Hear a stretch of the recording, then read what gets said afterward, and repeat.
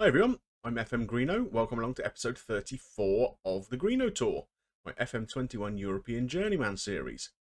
So, we've got to the last game of the season. We're at home to Crystal Palace, and whisper it quietly, the chance for promotion to the Premier League is in our own hands.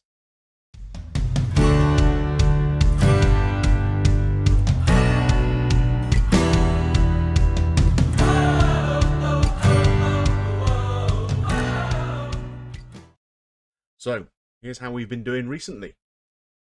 We were last together for the West Brom game, a 2-0 win. Good result that was. We then followed that up with a 1-0 win away at Derby, Balogun getting the winner. Unbelievably, we then went to Sheffield Wednesday and lost 2-1, where we conceded 2 penalties, one of which was in the 4th minute of injury time, which is where they scored the winner. Really disappointing because Sheffield Wednesday are bottom of the table. Fortunately, we then played Peterborough at home, put 4 past them, a couple of great goals from Zhang Kun.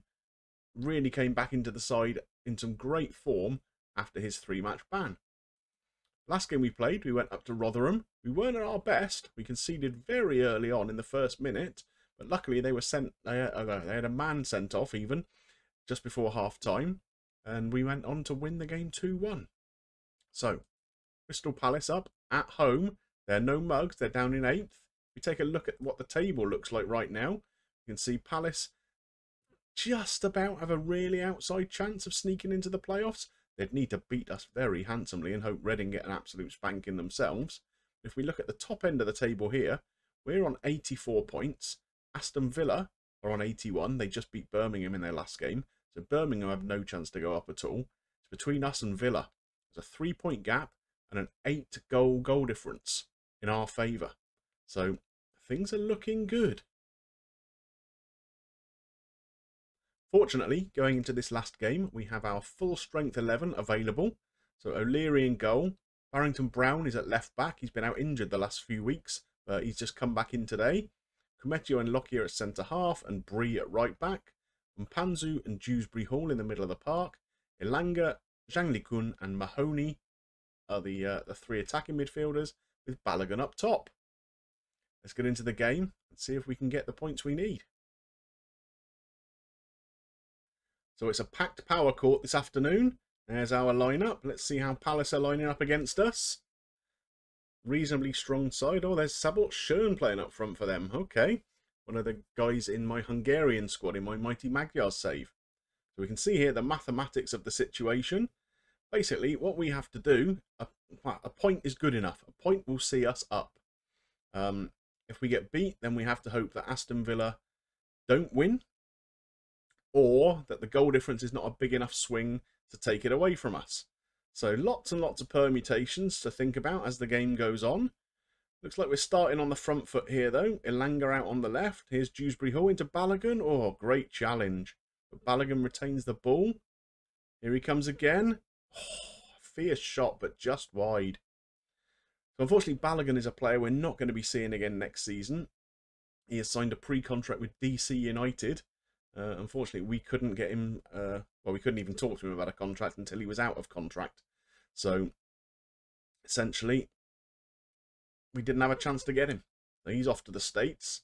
We've managed to get Barrington Brown on loan until the end of next season. He agreed to come back in. But Elanga hasn't agreed at this point. Man United accepted the offer. And we're happy for him to come back for another season. But he's not convinced at this stage. So I guess what division we're playing in might make a difference to his decision. So we can see Aston Villa are playing West Ham, who are already champions and by some margin, but they're a goal up. I was hoping West Ham would make life a bit more difficult for them than they have. We're doing pretty well here. We're holding Palace to a 0-0, but oh, that's offside. Thank goodness for that. It was a fairly simple looking goal to concede, and luckily they just strayed off by a yard before the kick was taken.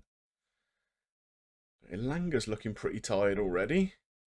So we're going to have to keep an eye on his fitness going into the second half. Lockyer here on a yellow card. We're going to tell him to ease off tackles. We really don't want to go down to 10 men if we can avoid it.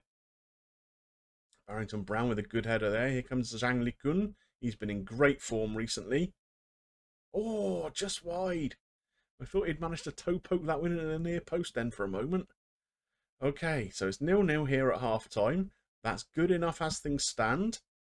So let's get in, talk to the boys. What are we going to tell them?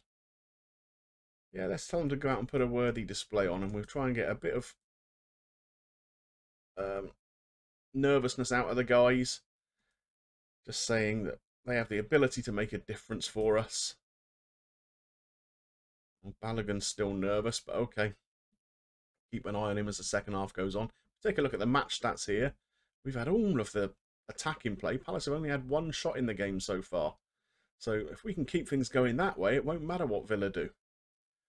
But we've all seen these last days of the season before. The ebb and tide of things, it flows backwards and forwards. Villa still 1 up.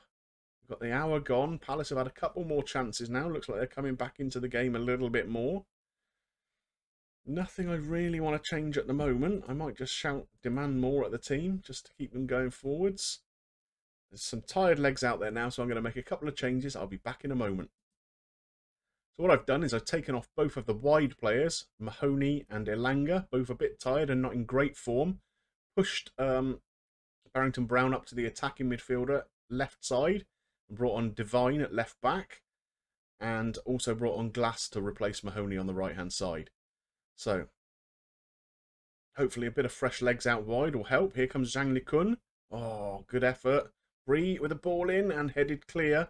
This could be a counter-attack opportunity for Palace. Good covering there by Kumetio, but he's left it short. Oh no! He had the legs on the striker, but his back pass was just too short and the striker's nipped in and pinched a goal. Completely against the run of play. We don't need that to happen. So, Villa are still winning, but I think the goal difference is still going to be good enough for us. We've got some really tired legs out there now. Let's see if we can make another change. Let's get maybe we'll get Joe Morel to come on. We'll swap him and Dewsbury Hall around. And we'll go a bit more positive just for the last few minutes, just to see if we can get back in and sneak a point. Villa still winning 1-0. This is going right to the wire, isn't it? So we've lost at home to Palace. A game we didn't deserve to lose. Let's see how that leaves the final table. Well, here's the news I was hoping for. Luton promoted to the Premier League. Well, I really did not expect that at the start of the season. We have done absolutely brilliantly. Let's have a little look at what the budgets are going to be. So they've set the initial wage budget of 475 grand and a transfer budget of nearly 35 million. So that's almost, what is that? A couple of £100 more a week than we have currently. So that should give us a little bit to play with. So Luton delight at unexpected promotion. Yeah, it was unexpected, that's right. So we've hit the end of season review, and I should imagine it's going to be a fairly glowing report. You'd hope so anyway. So the new arrivals. Max O'Leary. I think he was probably one of our better signings of the season. Zhang Likung there probably too. And I think we've got some really good players in for the future too. The likes of João Santos, Mario Jorge, Jameson. Whether they're going to be good enough when we step up into the Premier League next season, I don't know. But we'll definitely have a reserve team next season. Well, I hope so anyway.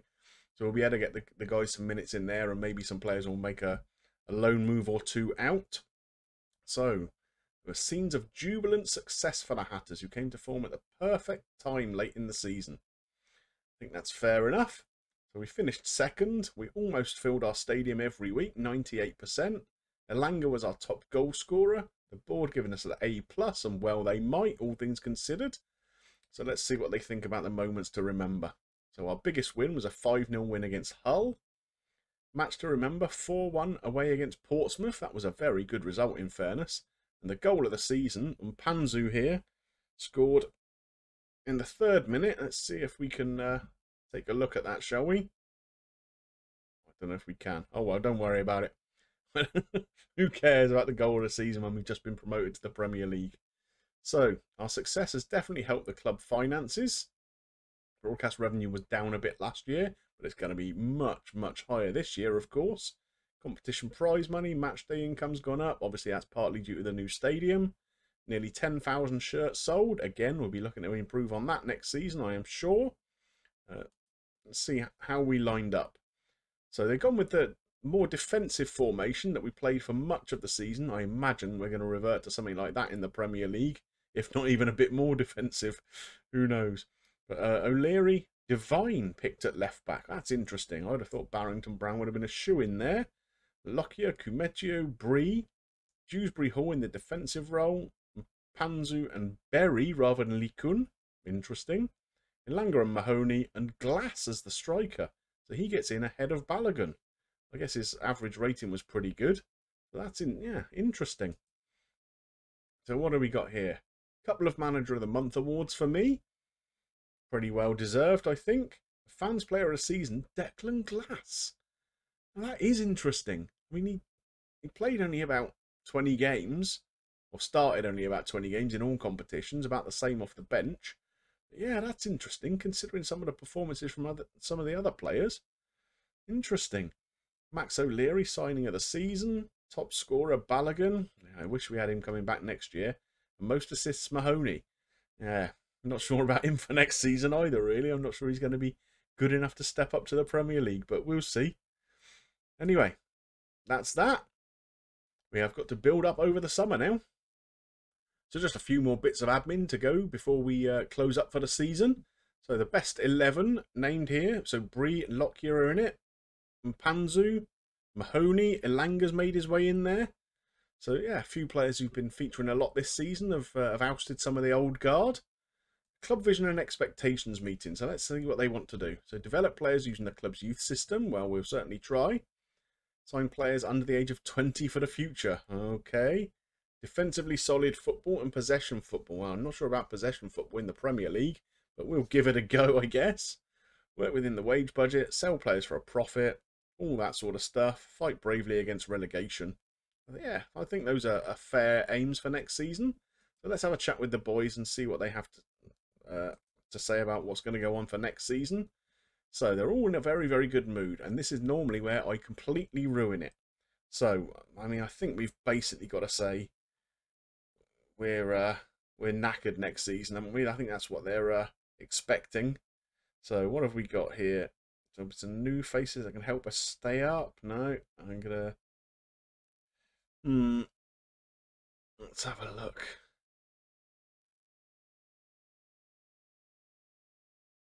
Yeah, it's tricky, isn't it? It's a tricky one. So I think we're going to say, I'm going to give us the best chance of avoiding relegation, bringing in some new faces. Okay, well that's not too bad, is it? So we're happy enough with that.